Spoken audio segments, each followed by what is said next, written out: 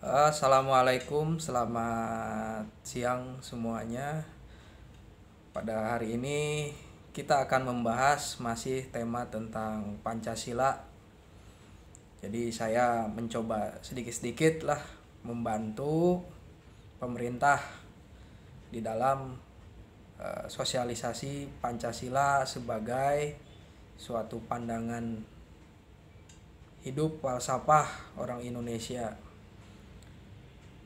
Ya, betapa pentingnya Pancasila baik secara historis, kita sebaiknya memang harus membaca sejarah lagi.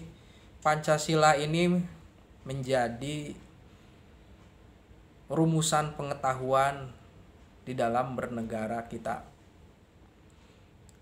Dari berbagai latar belakang, suku, bangsa, agama, mereka bisa berkumpul di dalam suatu ikatan kebersamaan satu bangsa, satu negara, yaitu Indonesia.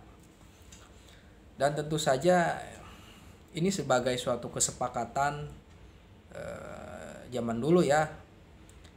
Tapi bukan berarti sesuatu yang zaman dulu ini tidak bisa kita sepakati.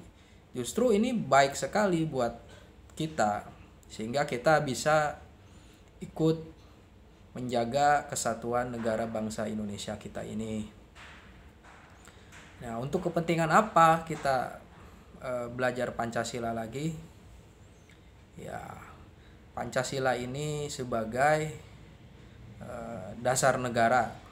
Wah, hebat sekali ya kita berbicara mengenai dasar negara.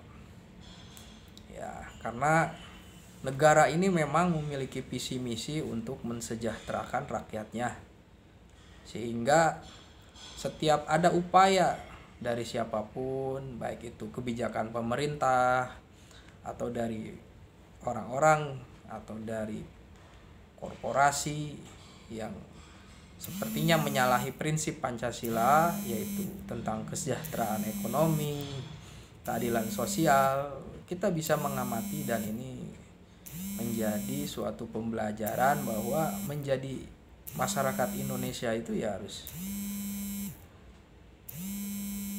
harus bisa membangun suatu harapan, karena dasarnya saja adalah untuk kesejahteraan.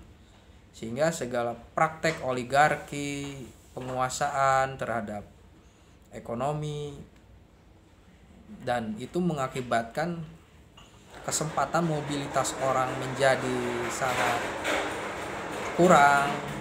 Yang kaya makin kaya, yang miskin tetap miskin, itu tidak bisa. Sehingga memang nilai pragmatis dari Pancasila itu ya harus membumi juga. Seseorang itu membicarakan sesuatu nilai itu ya karena ada manfaatnya. Ya, pendekatan orang ketika memahami sesuatu itu apa manfaatnya buat kita.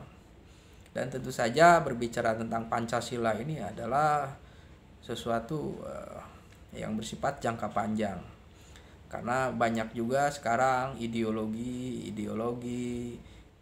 isme-isme, misalnya radikalisme yang menggoyahkan persatuan bangsa.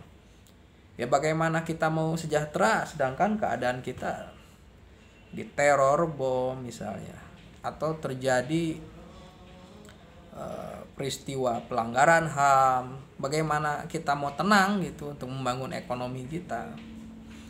Nah, dari sana maka kemanfaatan dari Pancasila ini harus nyata juga, karena kehidupan kalau nggak ada fakta nyata, gunanya itu akan dianggap sebagai teori saja. Ada beberapa orang yang mendapat keuntungan dengan pembahasan mengenai Pancasila, tapi yang lebih real itu adalah masyarakat harus bisa mendapatkan suatu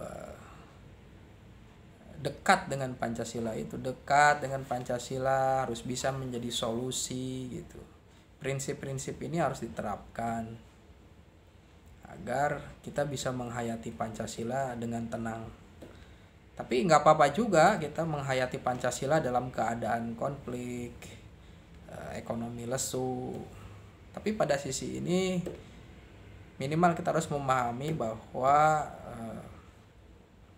Pancasila itu harus ada karena dia adalah perekat persatuan sesama anak bangsa yang bersifat religius, demokrasi, persatuan dan keadilan